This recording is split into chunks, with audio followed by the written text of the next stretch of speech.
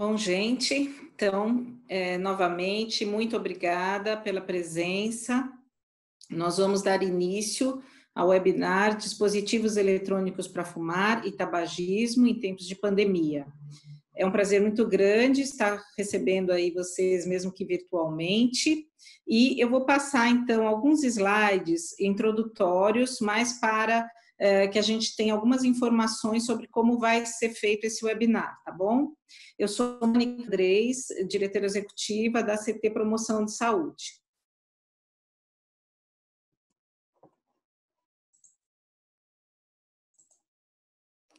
Bem, para quem não conhece, a CT Promoção de Saúde foi fundada em 2006, oficialmente, como Aliança de Controle do Tabagismo, e tem uma atuação em rede, comunicação, advocacy, para a promoção de políticas públicas em controle do tabagismo, com base na Convenção Quadro para o Controle do Tabaco.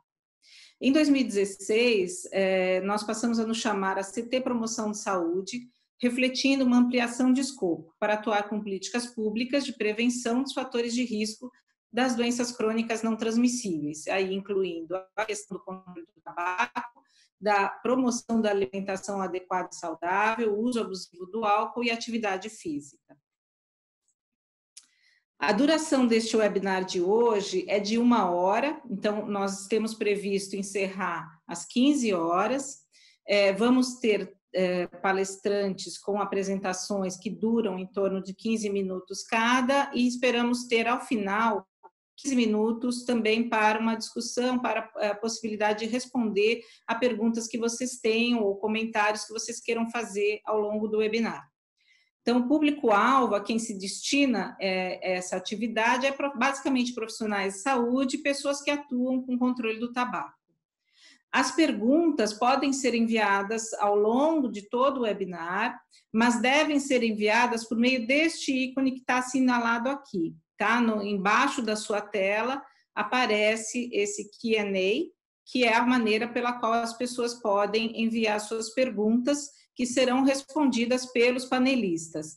Caso hajam muitas perguntas e não haja tempo de responder a todas, nós vamos tentar, primeiro, ver se é possível agrupar algumas perguntas, caso elas sejam semelhantes, e caso contrário, nós vamos, então, encaminhar as perguntas não respondidas para os panelistas e que eles possam, então, responder via e-mail para vocês, tá bom? A ideia é que todos possam ser contemplados, então, sintam-se motivados a colocar o seu comentário, a sua pergunta à vontade, que nós vamos responder. Se não for possível responder todas aqui, serão respondidas também por e-mail. Nós teremos como palestrantes a Maria Paula Riva, que é advogada da CT Promoção de Saúde. Depois teremos o Dr. Luiz Maltoni, que é diretor executivo da Fundação do Câncer e também membro da Comissão de Combate ao Tabagismo da Associação Médica Brasileira. E teremos também a Estela Bialos, que é enfermeira e professora da Universidade da Califórnia, em São Francisco, e também uma das maiores especialistas em estudos sobre estratégias da indústria do tabaco. Agradeço enormemente pela presença e a participação desses panelistas conosco hoje. Aqui também nós temos só uma oportunidade de apresentar a campanha da CT em conjunto com a Fundação do Câncer e a Associação Médica Brasileira, que é a vapvcia.org.br, e que nós convidamos vocês a conhecer, a compartilhar e também encaminhar para nós os seus comentários. E, para finalizar, eu gostaria de aproveitar também esse momento para fazer uma homenagem ao Dr. Marcos Moraes, que foi uma pessoa que teve um grande papel no desenvolvimento da Política Nacional de Controle do Tabaco do Brasil, que nos deixou essa semana. Então, tanto a CT, a AMB e a Fundação do Câncer prestam também suas homenagens ao Dr. Marcos Moraes. Obrigada e espero que vocês aproveitem o webinar. Eu passo a palavra agora, então, a Maria Paula Riva, que vai dar início à sua apresentação. Obrigada. Obrigada, Mônica, pela introdução. Eu vou compartilhar a tela aqui com vocês. Só um minutinho.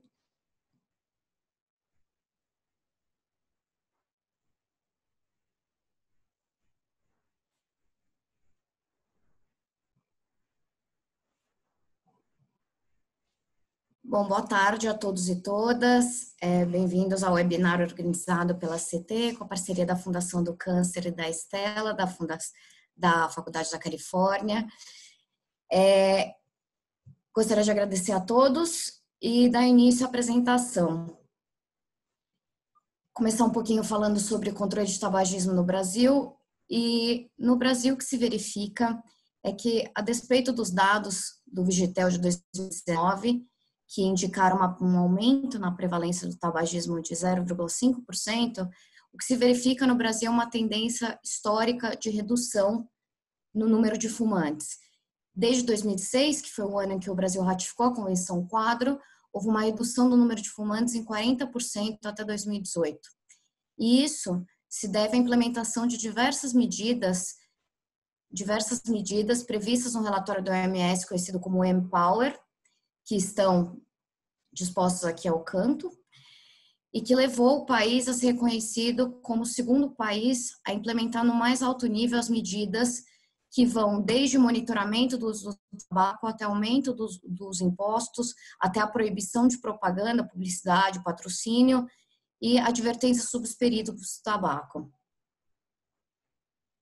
Porém, apesar do Brasil ter avançado muito na redução da queda do número de fumantes, ainda faltam muitas medidas a serem implementadas, e eu cito aqui algumas como exemplo. Proibição dos aditivos, que hoje se encontra em meio a uma disputa judicial quanto à validade da resolução da diretoria colegiada da Anvisa, RDC 14 de 2012. Então, muitas empresas conseguiram, via liminar, que a proibição dos aditivos fosse suspensa. A adoção de embalagem padronizada, que hoje já é adotada em 11 países, sendo o último deles Israel. O aumento da tributação, apesar do Brasil ter verificado um aumento da tributação no cigarro, ainda tem espaço para aumento e diminuição do acesso. E a proibição total à publicidade e propaganda, pois hoje, apesar da lei proibir a publicidade e propaganda, ela excetua a publicidade e propaganda nos pontos de venda. Então, ainda falta essa proibição total, incluindo nos pontos de venda. Essa queda na prevalência, ela, obviamente, ela se deu não só do Brasil, mas a nível mundial, e isso, obviamente, impactou o setor industrial e a lucratividade dessas empresas. E essas empresas passaram a pressionar pela entrada de produtos que são objeto desse webinar, que são os novos produtos, os dispositivos eletrônicos para fumar. Falando um pouquinho sobre o que são, isso é apenas uma introdução, porque o Maltoni vai falar mais adiante e, inclusive, diferenciar esses produtos, mas esses produtos, é um gênero muito amplo de produtos muito diversos e com características muito diversas, incluindo no que se refere à quantidade de nicotina, quanto ao design, como se pode ver até pela foto aqui à direita. Mas, em suma, esses produtos, eles se destinam a entregar nicotina. E vale lembrar que a nicotina é uma substância causadora de dependência e causadora de malefícios à saúde. Provoca vasoconstrição, aumento de pressão arterial, dentre outros malefícios à saúde. E no Brasil, a indústria segue com o discurso de que esses produtos não são regulamentados, porém eles são regulamentados, eles foram proibidos pela resolução da diretoria colegiada da Anvisa de 2009, 46 de 2009, que proibiu a comercialização, a importação e a propaganda de dispositivos eletrônicos para fumar com base no princípio da precaução, ou seja, com base na ausência de um consenso científico de pesquisadores sem conflito de interesse, de pesquisas independentes que concluíssem sobre a redução dos malefícios desses dispositivos. E vale lembrar que nessa proibição estão incluídos também os refis acessórios, os refis, no caso, conhecidos como pod, no caso do JUL, que é um cigarro eletrônico de quarta geração.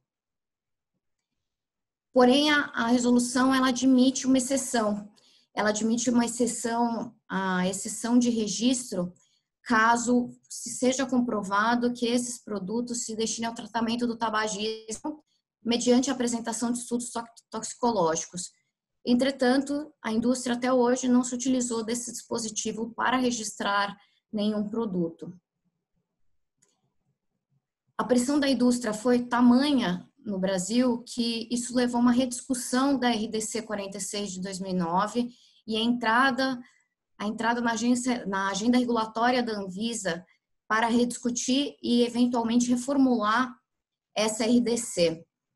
E como parte desse processo de ampla participação popular que a Anvisa deu início, foram realizados um painel técnico para discussão em 2018, 2 audiências públicas em 2019, em agosto de 2019, uma no Rio de Janeiro e outra em Brasília.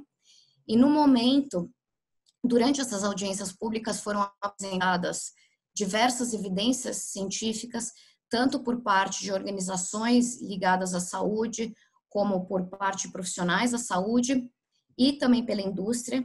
E atualmente essas evidências técnicas científicas estão sendo analisadas pela Anvisa e compiladas em um documento. E a próxima etapa desse processo regulatório é a realização de uma consulta dirigida e a formação de um grupo técnico para poder sistematizar essas evidências apresentadas. Os argumentos que a indústria usa e que foram utilizados, inclusive, durante as audiências públicas para poder liberar a entrada desses produtos no Brasil e no mundo, podem ser sistematizados em 3 argumentos. E o primeiro argumento é que esse seria um produto de risco reduzido. Para isso, eles usam principalmente um estudo publicado pela Public Health England, que alega que esses produtos teriam 95% menos risco do que o cigarro tradicional. E o relatório está aqui ao lado, caso alguém tenha curiosidade de dar uma olhada. O segundo argumento que a indústria usa é que esses produtos seriam destinados à cessação. Como se pode ver tanto pela declaração de um site um site jornalístico chamado Vapor Aqui, e pela campanha da Philip Morris ao lado, eles dizem que esses produtos seriam destinados a fumantes que querem parar de fumar e querem substituir pelos DEFs. E o terceiro argumento que a indústria invoca é que esse produto seria destinado a adultos. E isso fica muito claro pelas citações de executivos da JUL e até por sites que fazem publicidade e divulgação desses produtos. Porém, a prática da indústria e as próprias evidências científicas que nós temos vão de encontro com todos esses argumentos da indústria. Sobre isso eu vou apenas fazer uma introdução, porque a Estela vai explorar mais sobre a questão da intervenção da indústria, mas falando um pouquinho sobre o primeiro argumento de risco reduzido. O principal estudo, como eu disse, foi publicado pelo Public Health England e já em 2015 o editorial do The Lancet ele colocou em xeque esse estudo, esse trabalho, dizendo que esse trabalho teria uma metodologia fraca e declarados conflitos de interesse em torno do seu financiamento. Então, a conclusão que a gente chega quando a gente vê esse editorial do The Lancet, que é um jornal de prestígio na comunidade médica, é que não há evidências científicas independentes e sem conflitos de interesse que comprovem que esses produtos são de fato de risco reduzido. Quanto ao segundo argumento que a indústria usa, que os DEFs seriam ferramenta de cessação, a primeira ponderação que cabe fazer é que esse argumento por si só ele é falacioso, porque quando você fala em cessação, você fala em cessação de todo e qualquer produto fumígeno, derivado ou não de tabaco. Portanto, quando você passa a usar os DEFs, qualquer DEF, seja produto de tabaco aquecido ou cigarro eletrônico, como o Maltoni falará depois a respeito sobre as espécies desses produtos, se trata apenas de uma migração de veículo de entrega de nicotina. E, além disso, vale ponderar que há a questão do uso dual, que há uma prevalência muito grande entre usuários de DEFs de uso dual, ou seja, uso associado de cigarro convencional a um novo produto. Por fim, um relatório muito recente, publicado em janeiro de 2020 pelo Surgeon General, ele sistematiza dizendo que não há evidência de que os cigarros eletrônicos, em geral, contribuem para a cessação do tabagismo. Por fim, quanto ao terceiro argumento da indústria, de que esses produtos seriam destinados a adultos, esse argumento ele se revela bastante controverso quando se vê a prática da indústria, principalmente o fato de que a indústria ela se furta de meios, de espaços de mídia. Nos Estados Unidos isso ficou muito claro, por exemplo, quando a Ju ela comprou espaços de mídia em canais infantis para fazer publicidade do cigarro eletrônico da marca Ju. O uso de aditivos que vão desde sabores tutti-frutti, creme brulee, enfim, N sabores, foram identificados inclusive mais de 15 mil sabores, e todos com um sabor apelativo a um paladar mais infantil. O uso de redes sociais, ou seja, a contratação de influenciadores digitais, o uso inclusive de uma plataforma nova, o TikTok, que para divulgação desses produtos, patrocínio de eventos, festas, isso no mundo inteiro. E a conclusão que a gente chega, quando a gente analisa todo esse compilado de informações, é que, tendo em vista que, como foi explicado no início, o Brasil ainda não adotou todas as medidas recomendadas para a contenção do tabagismo e ainda tem muito que avançar na implementação de políticas de cessação, e considerando que houve uma redução drástica na prevalência, a introdução de novos produtos no mercado poderia colocar em risco todo esse avanço que o Brasil teve na redução da prevalência. Porém, isso não significa que nós não apoiamos a realização de pesquisas. Nós apoiamos, sim, a realização de pesquisas e o debate a respeito dos DEFs, porém, por pesquisadores sem conflitos de interesse que consigam analisar o impacto real em termos de redução de risco e os impactos à saúde em curto, médio e longo prazo. A Mônica já falou a respeito, mas eu gostaria de novamente convidar vocês a acessarem o site da campanha e compartilhar as postagens, verificar as postagens, marcando a Anvisa, tanto no Instagram, Facebook, Twitter, e qualquer dúvida estamos à disposição. Obrigada. Obrigada, Maria Paula. Agradeço muito pela sua apresentação e vamos passar já sem demora, então, para a apresentação do Dr. Luiz Maltoni. Já agradeço também novamente a presença. Olá, tudo bem, Mônica? Pessoal, boa tarde. É uma honra estar aqui com vocês, Stella, Maria Paula, discutindo esse assunto tão importante. Uma semana muito especial para a gente da Fundação do Câncer. A gente perde o Dr. Marcos Moraes, que foi o criador da fundação e uma pessoa que trabalhou muito para o controle do tabaco no nosso país. Tenho certeza que ele está olhando para a gente nesse momento de discussão, que espero seja tão rica. Bom, me coube falar um pouco, deixa eu compartilhar com vocês a tela. Vocês estão vendo? Ainda não aparece. Ainda não. Agora que acho que vai entrar. Entrou, acabou de entrar. Não. Ok. Então, vamos lá. Vamos falar um pouquinho sobre os números do tabagismo, rapidamente, falar um pouco mais sobre os DEFs, os dispositivos eletrônicos, as diferenças, o que os contém, os impactos que esses DEFs provocam na saúde e falar um pouquinho da campanha, como acabou a Maria Paula de citar. Então, vamos lá. Número do tabagismo, a gente sabe que no mundo são 8 milhões de mortes por ano, no Brasil 160 mil mortes. Isso nos faz lembrar o volume de gastos com saúde pública. No Brasil, 57 bilhões anuais de gastos, o que se recolhe de impostos não chega a 13 bilhões, portanto a gente tem uma conta negativa de 44 bilhões, diferente do que a indústria do tabaco vem defendendo, que gera impostos, etc.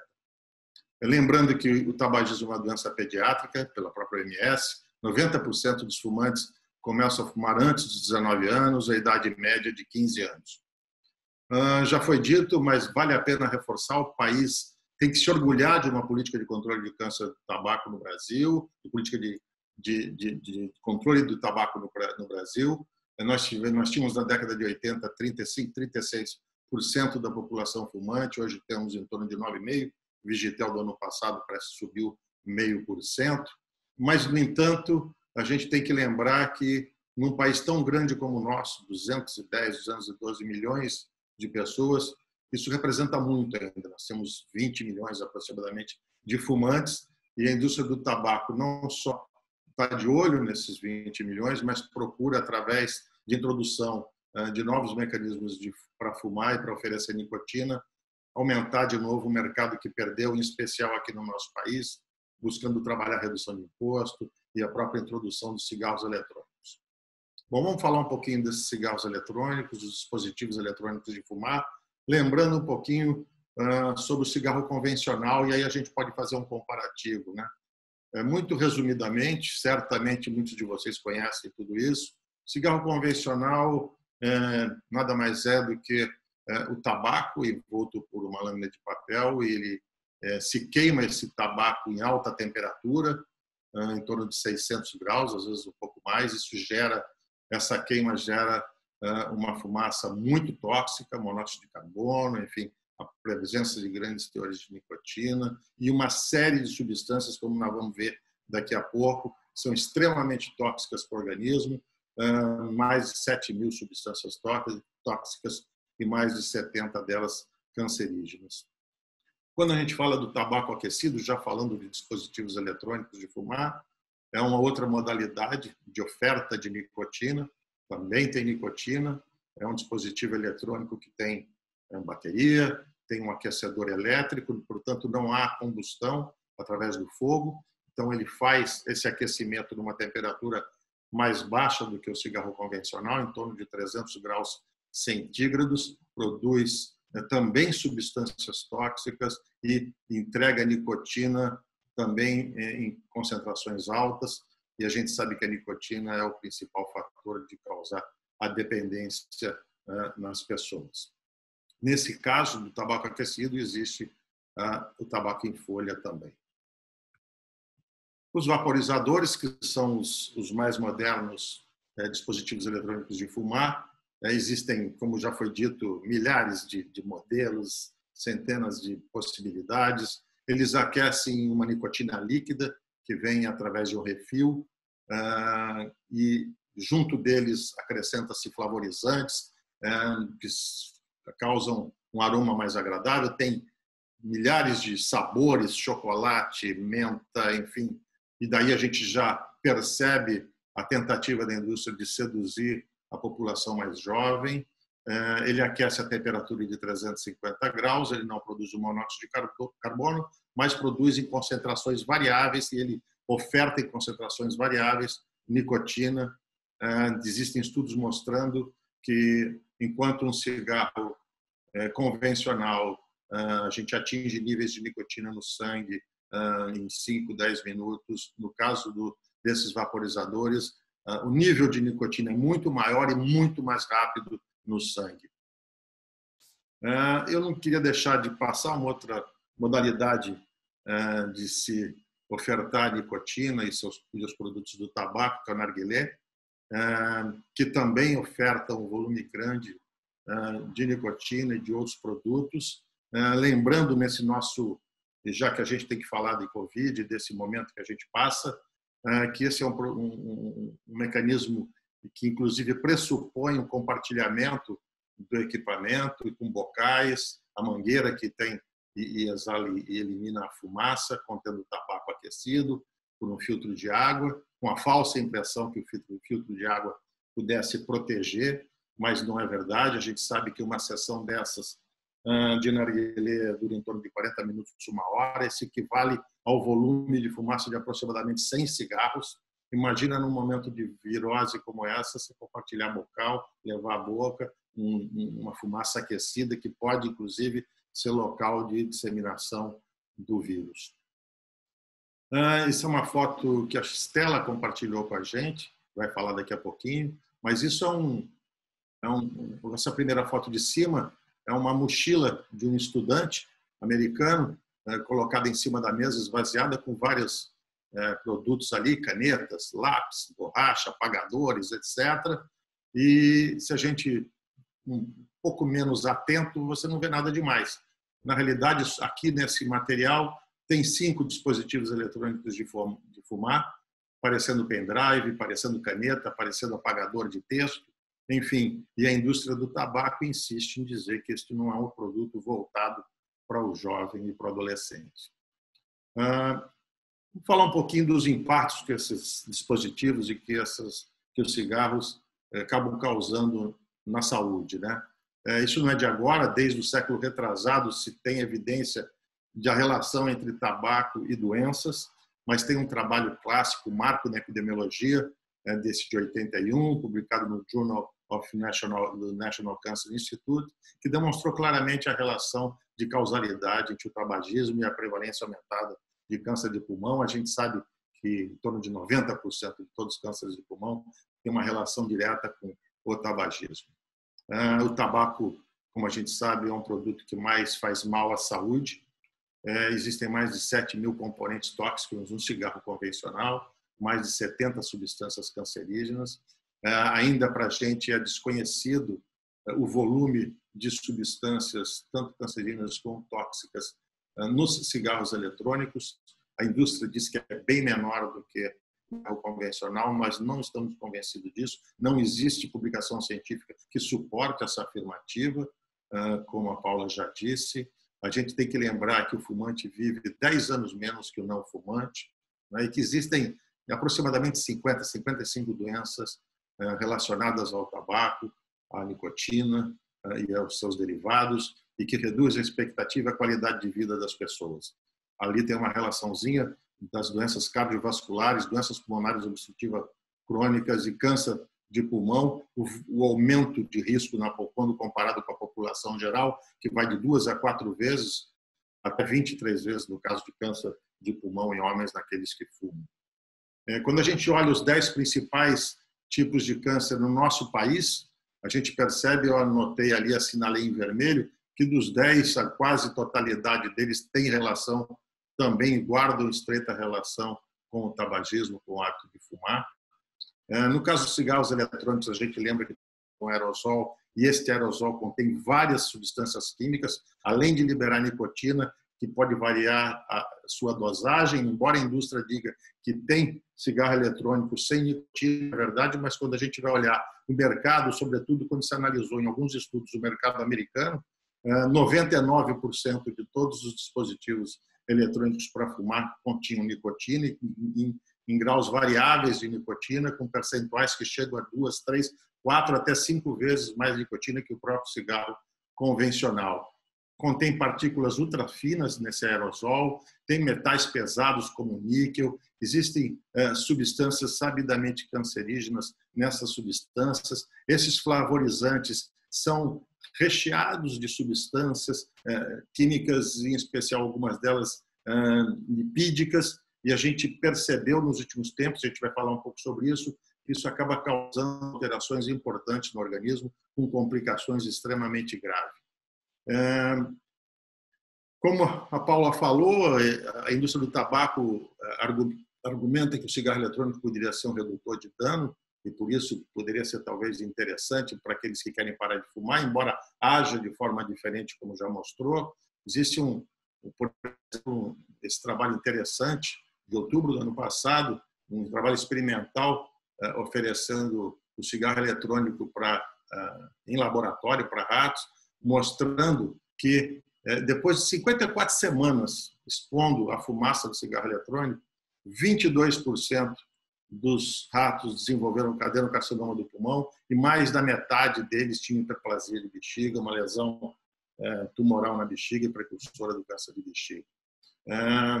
A gente viu recentemente, principalmente durante o ano de 2019, o impacto na saúde pública nos Estados Unidos, sobretudo onde o volume de jovens e adultos jovens que fumam um cigarro eletrônico o aparecimento de uma lesão pulmonar aguda grave, uma disfunção respiratória obrigando as pessoas a irem para o CTI, serem intubadas.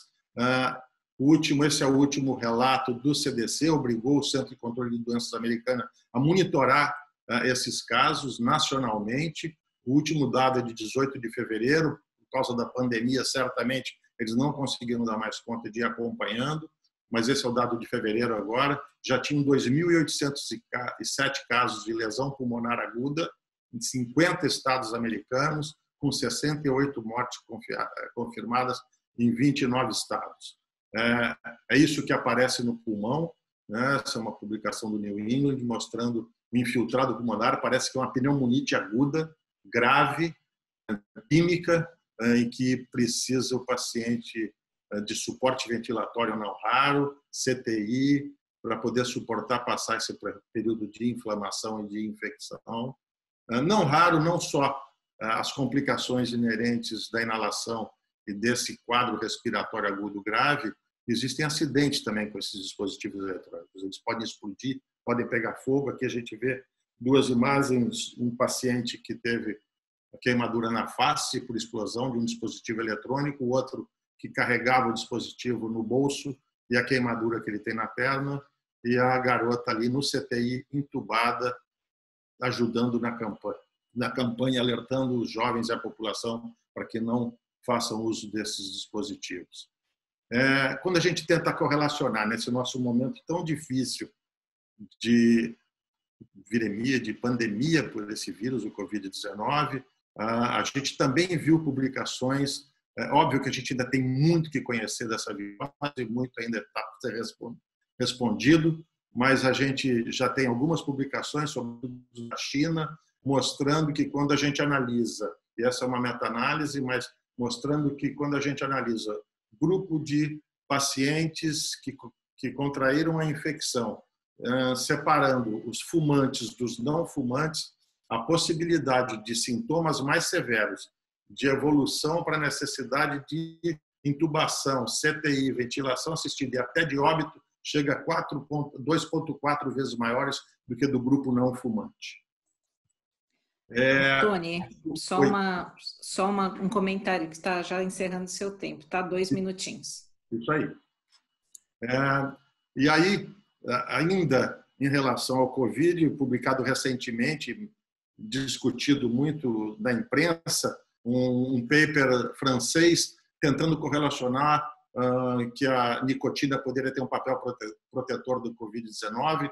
Nós, junto com a CT, outras instituições, a AMB, e depois o INCA também embaixo emitiu uma nota técnica questionando o resultado desse estudo, um estudo publicado na internet, sem revisão de pares, sem ter passado por nenhum comitê de ética, tendo como autores pessoas que eram financiadas, que já foram financiadas pela indústria do tabaco, sem metodologia adequada, portanto, não se pode levar a sério esse tipo de publicação. Por fim, então, terminando o nosso tempo, queria dizer que engajem-se na campanha, porque a gente não pode permitir em que se aprove cigarros eletrônicos no nosso país. Nós temos um avanço imenso na política de controle do tabagismo. Temos uma RDC que, de fato, nos dá uma posição privilegiada no mundo. Então, por favor, participem, entrem no site e nos ajudem a divulgar a campanha. Existe uma série de imagens que podem ser compartilhadas, usadas por todos vocês, mas o importante é que a gente mantenha a RDC 46, de 2009, que proíbe a comercialização, a importação e a propaganda dos dispositivos eletrônicos para fumar. É isso. Eu queria agradecer e passo aí para a Mônica. Muito obrigado. Obrigada. E nós vamos ouvir agora, então, a Estela Bialos. Estela, seja bem-vinda. Obrigada, gente. A Paula ou Mônica, vocês podem compartilhar os slides para mim? Vou compartilhar para vocês. Obrigada. Aqui. Obrigada. Queria aproveitar para pedir para as pessoas que enviem as perguntas via o ícone que a Mônica colocou aqui, de QIA. A gente recebeu perguntas por e-mail. Só para a gente ter esse canal direto aqui. Então, por favor, as perguntas direto aqui, tá bom?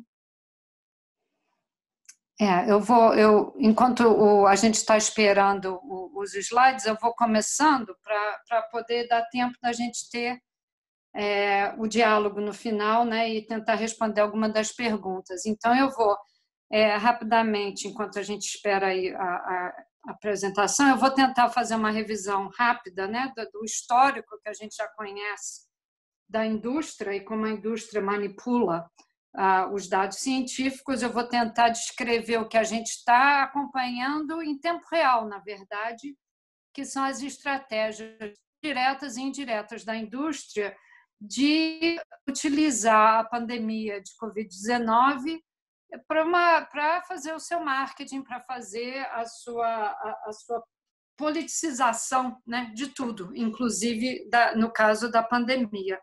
E discutir um pouco assim como que a gente pode lidar com isso de uma maneira boa e como que a gente pode coisas a fazer a seguir. Eu não estou vendo, mas está aparecendo já o slide? Ainda não, Estela, desculpa, eu não sei o que ver aqui que não tá me deixando compartilhar. Só um minutinho, por favor. Pode continuar. Tá.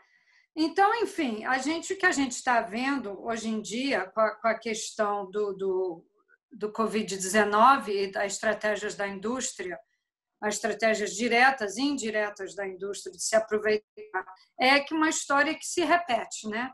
Uma história que tanto a ACT como o Observatório da Fiocruz documentam bastante bem nos seus sites. Aqui, se o slide estivesse funcionando, vocês estariam vendo as imagens tanto do site da ACT como do site do Observatório da Fiocruz, que no Brasil são 2 exemplos de sites que estão fazendo essa documentação das estratégias da indústria.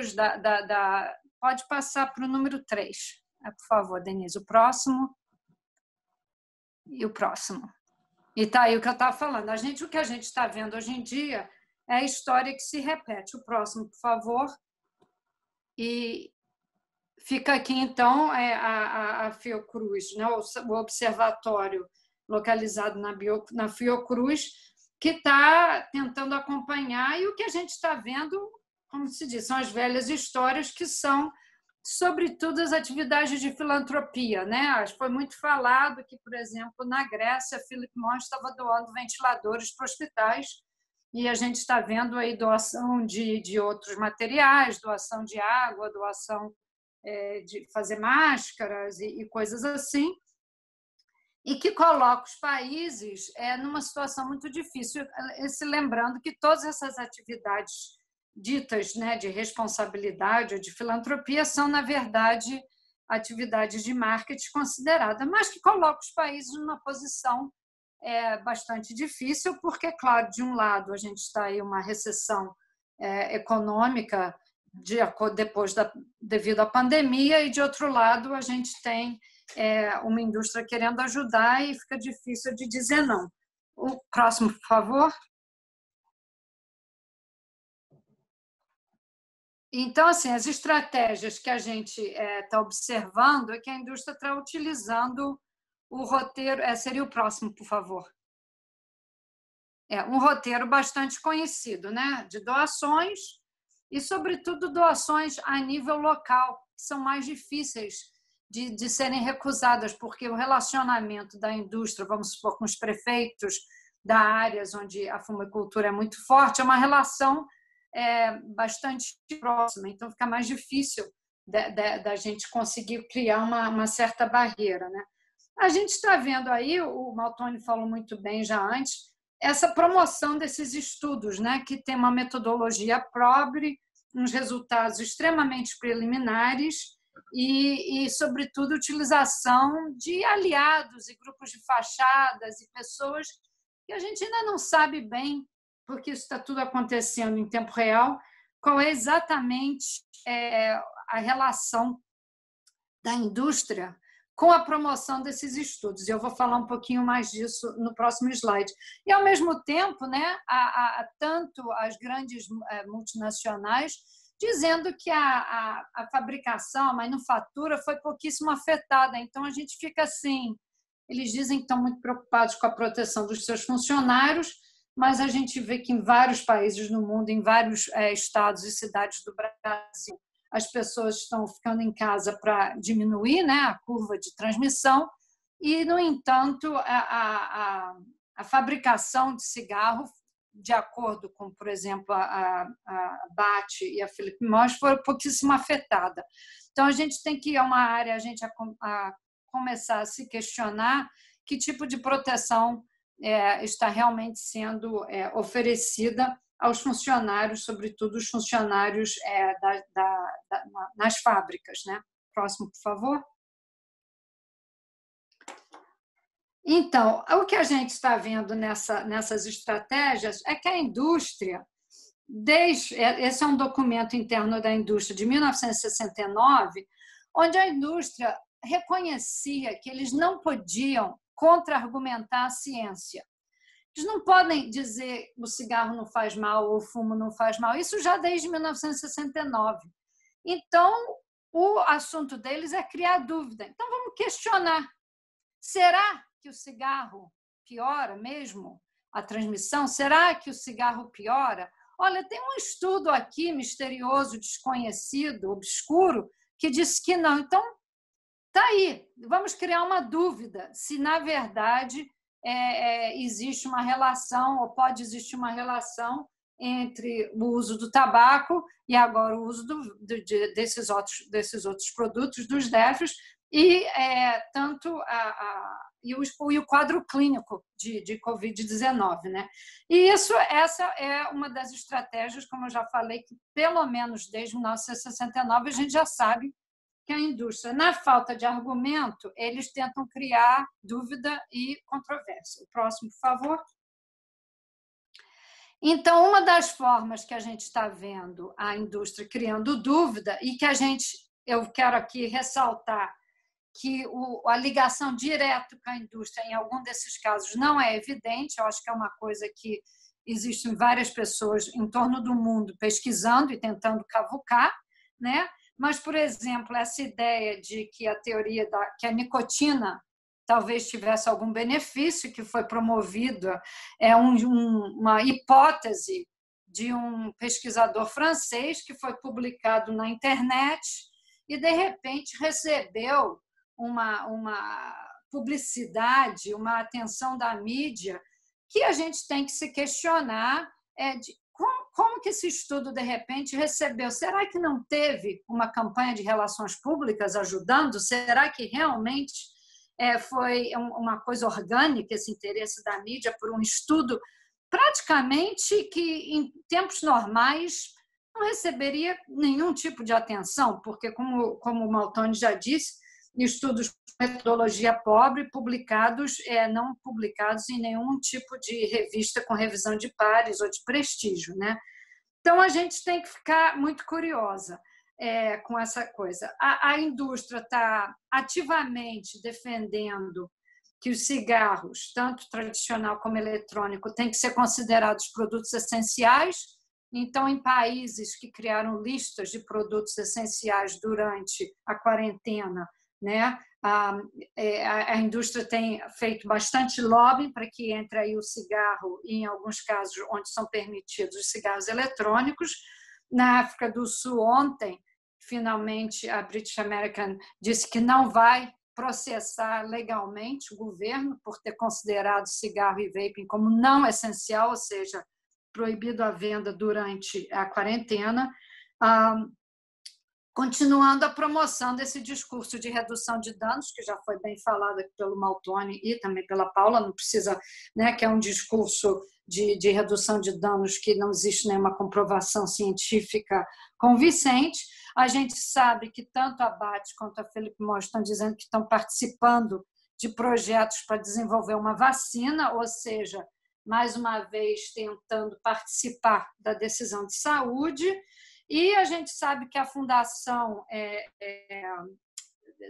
da Smoke Free World, né, que é financiada pela Philip Morris International, está lançando já um pedido e uma chamada que precisamos mais pesquisa, ou seja, nesse esforço de criar dúvida, de criar controvérsia, a intenção é sempre de lá, mas vamos pesquisar mais, de repente a gente vai achar um jeito. E, como já foi falado aqui por outros, a indústria vem tentando achar uma coisa boa para dizer da nicotina há décadas, né? Eles têm todo um esforço, inclusive, já foi dito pelo Maltoni, esse pesquisador francês, no passado, recebeu financiamento da indústria para tentar descobrir benefícios da nicotina no sistema neurológico, né?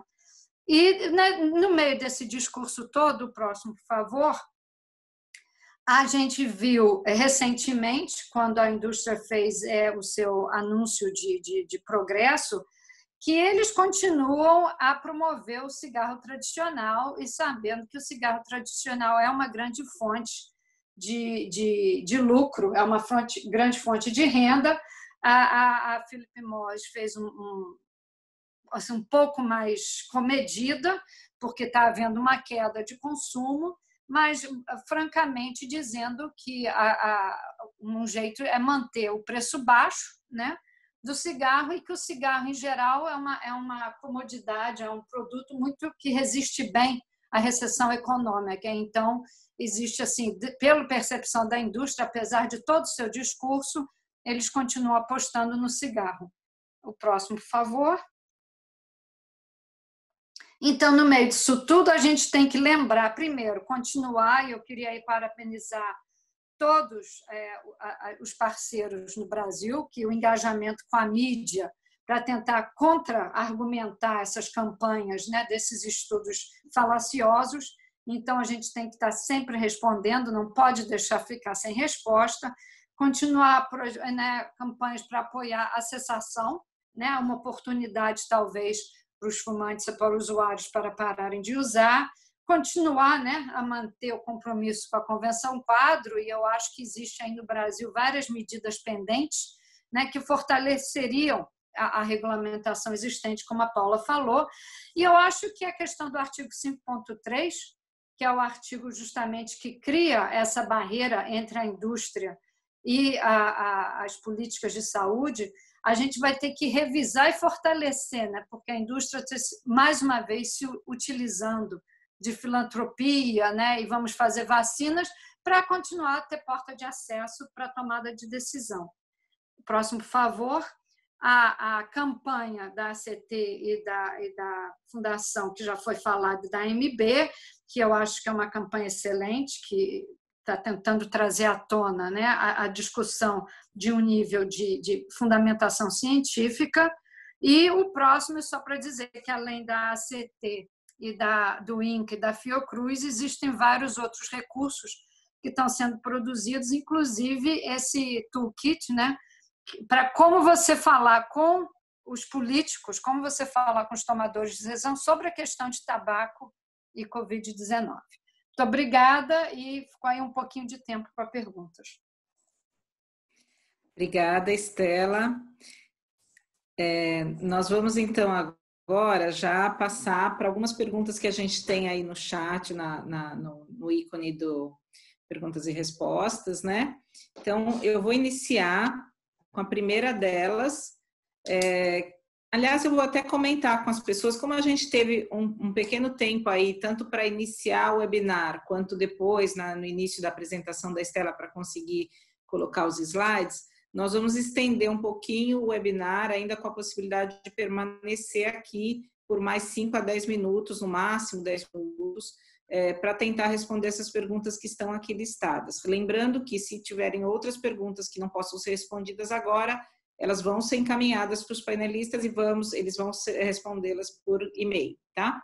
Então, a primeira, sobre a aprovação hoje no Senado Federal, que ainda está para ser sancionada pelo presidente, sobre a entrada no país de produtos, medicamentos e aparelhos que já tenham sido aprovados em alguma agência regulatória internacional e que possam ajudar na pandemia do Covid-19, afirmando que a Anvisa tem um processo regulatório muito demorado. Desta forma, os especialistas acreditam que a indústria do tabaco possa se beneficiar deste momento com o discurso para forçar a aprovação dos cigarros eletrônicos, apesar da RDC 46 de 2009? Acho que eu vou pedir para a Maria Paula tentar responder essa pergunta e se alguém mais tiver algum comentário, complementa. Bom, Sandra, obrigada pela pergunta. Bom, a resposta que eu posso te dar é que eu espero que não, na realidade, né? O contexto, obviamente, é muito incerto, mas a Anvisa já está em andamento um processo regulatório que tem previsão de término em 2021. Esse processo regulatório, como eu expus na apresentação, ele envolve ampla participação social e envolveu várias etapas, com painel expositivo, 2 audiências públicas, agora a formação de um grupo de trabalho, consulta dirigida, e vão ter novas etapas para ele ser concluído. Então, a meu ver, me parece que essa aprovação pelo Senado Federal não será uma oportunidade para a indústria poder forçar a aprovação dos dispositivos eletrônicos, mesmo em meio ao processo regulatório.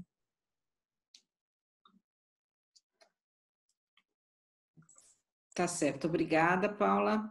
Nós temos uma outra pergunta que na verdade, um comentário da Nayara. Olá, em Minas Gerais, o produto mais disseminado entre os jovens é o cigarro de palha.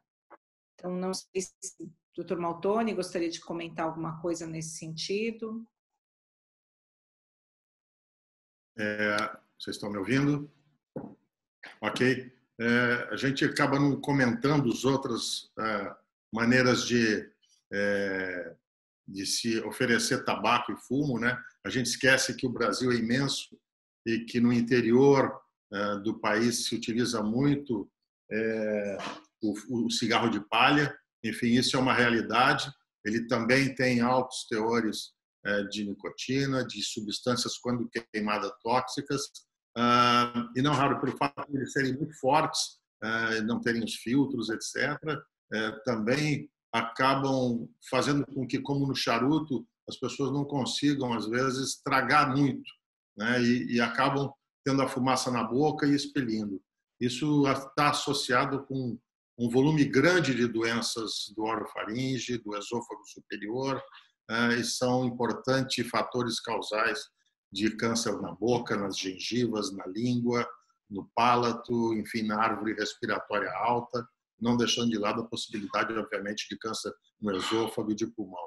Então, são outras formas de se fumar que estão presentes ainda, bastante presentes na nossa população, e a gente tem que aproveitar com a pergunta e fazer um alerta que isto também é muito perigoso e a gente tem que estar também chegando nessas pessoas, talvez com maneiras mais eficazes de falar a linguagem dessas pessoas, para que elas possam ou parar de fumar naqueles que já fumam, ou evitar os mais jovens de que comecem a fumar também essas outras modalidades de cigarro.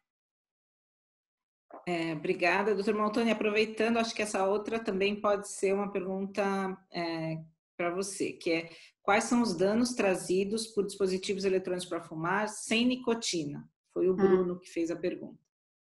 Na realidade, a gente ainda não conhece muito bem todos os danos, né? A gente sabe que, primeiro, como eu já disse, menos de 1% dos dispositivos eletrônicos de fumar não contém nicotina. Fumar um dispositivo eletrônico sem nicotina, ele carrega em si outras substâncias que a gente ainda não sabe muito bem o que elas podem causar no organismo. Porque a gente sabe que tem óleos ali, tem substâncias outras que, quando aquecida e misturada, certamente produzem radicais químicos e que a gente não conhece ainda o suficiente para dizer com segurança de que ele é inócuo, que pode ser fumado, né? Então, isso, infelizmente, corresponde a menos de 1%, quer dizer, quase totalidade dos dispositivos eletrônicos contém nicotina, que é altamente viciante, e é por isso que a indústria coloca a nicotina. Praticamente, sem nicotina, você tem uma dificuldade da pessoa se viciar e, portanto, não há interesse da indústria em colocar isso no mercado. Eu posso só dar uma acréscimo? Claro. Complementa, pode complementar, Estela, que a próxima até é para você também. Então tá. Não, só para dizer que como disse, o que tem nesses produtos, né? A gente nem enfim, já foi bem dito, que já se sabe bem que eles outras coisas estão sendo inaladas, mas lembrar que, se não me engano, foi na Austrália onde os produtos sem nicotina são permitidos e fizeram um estudo e a maioria dos produtos que diziam que eram sem nicotina tinham nicotina. Então, é muito difícil os que são verdadeiramente sem nicotina. Perfeito. Estela, aproveitando, a próxima é Estela Martins perguntando: boa tarde, Bialos, você pode comentar a decisão da JUL de sair de São Francisco, alegando que a casa, entre aspas, não foi receptiva a eles, e por que escolheram migrar para Washington? O JUL está proibido em São Francisco, né? Então, eu acho que é uma questão de que eles, enfim, tentaram fazer uma pressão econômica, mas aqui em São Francisco está proibido a venda de todos esses produtos e a venda de todos os produtos com sabores. E, na verdade, o que a gente está vendo é que o JUL está fazendo toda parte de uma reorganização corporativa, né? Eles estão saindo de vários países onde eles não estão conseguindo o sucesso comercial esperado, então não há nada, eu acho que é uma questão, eles dizerem que foi porque São Francisco não estava recebendo bem, esse argumento é muito utilizado, a gente vê muito isso, mas na verdade são sempre decisões corporativas de reestruturação. Certo, obrigada. Uma próxima pergunta é uma pessoa que não deixou o nome, mas Dr. Maltoni. Como podemos proteger a população brasileira que já está consumindo os dispositivos eletrônicos para fumar de doenças como a EVALI, que segundo o CDC e o FDA estavam relacionados a produtos oriundos do mercado ilegal de óleos de THC com acetato de vitamina E? Então, vou passar a pergunta para o Dr. Maltoni e depois, Estela, se quiser comentar também, fique à vontade. Ótimo, obrigado pela pergunta. Na realidade, como é que a gente protege as pessoas que já fazem uso?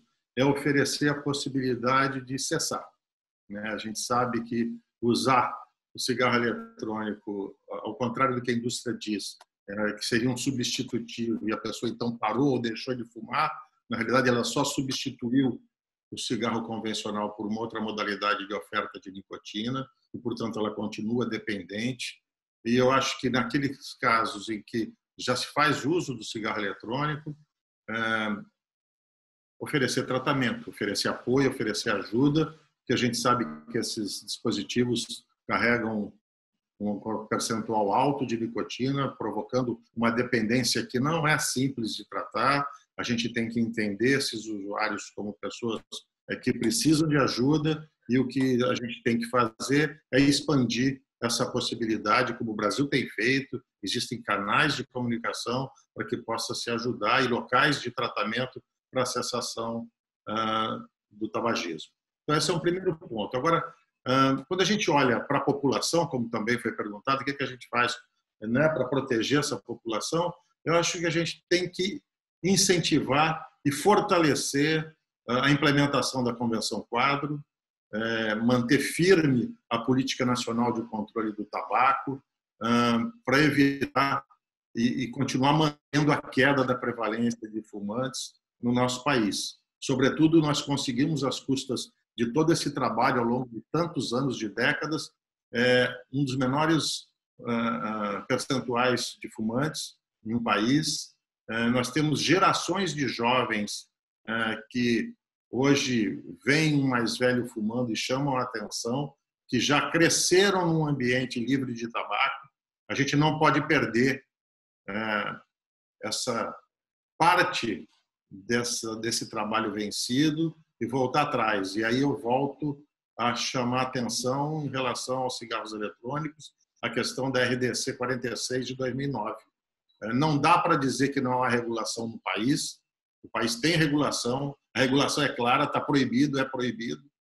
E, portanto, eu acho que a gente tem que preservar esta RDC, fazer com que ela seja mantida, trabalhar, e a Anvisa, tenho certeza, diante de todas as informações que está obtendo, vai poder emitir um parecer técnico de muito boa qualidade e tenho certeza que a gente não vai ter aprovada essa possibilidade no nosso mercado. Acho que são as principais maneiras que a gente pode proteger a população, oferecendo tratamento para quem precisa e trabalhando fortemente para que a gente evite que aqueles que não começaram a fumar comecem.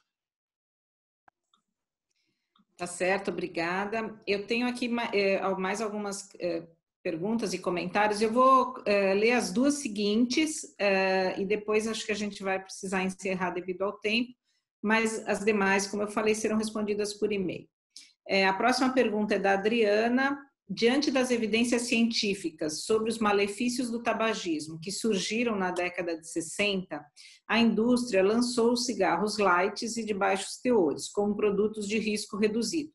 Agora, com os dispositivos eletrônicos para fumar, é a mesma estratégia. Gostaria que a Estela falasse um pouco sobre isso, por favor. Oi, obrigada. Obrigada pela pergunta. Na verdade, acertou em cheio. A gente sabe que a indústria está sempre tentando se manter relevante, se manter viva, se manter economicamente viável. Então, essa estratégia, né, de início, inclusive antes, foi os filtros, né? Vamos colocar filtro, e a ideia de que filtro seria uma proteção. E depois fomos descobrir que filtro tinha fibra de vidro, tinha asbestos, tinha um monte de fazia até mais mal do que cigarro sem filtro, ou fazia o mal de uma forma igual. Então, a intenção é essa, e a gente sabe, pelos dados que a gente tem, que já foi inclusive apresentado aqui, que a indústria fica tentando se manter relevante, se manter viável economicamente, e o que a gente está constatando é que, em geral, não está havendo uma troca massiva, né, em massa das pessoas de consumo. Nos países que permitem esses produtos eletrônicos, a gente não está vendo uma migração em massa, a gente está vendo, inclusive, um grande número de uso ao mesmo tempo, né, que é bastante sério e bastante grave.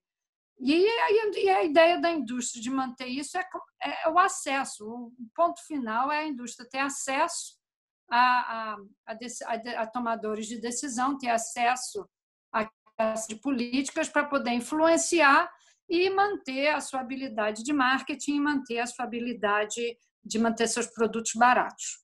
Então, a história, como disse, a história se repete. Obrigada, Estela. Mais uma pergunta da Vera agora. Oi, gente, quero perguntar o que os palestrantes acham da informação da redução de fumantes no Reino Unido com o advento da pandemia. Isso poderia ser uma substituição do cigarro tradicional pelos cigarros eletrônicos e produtos eletrônicos para fumar?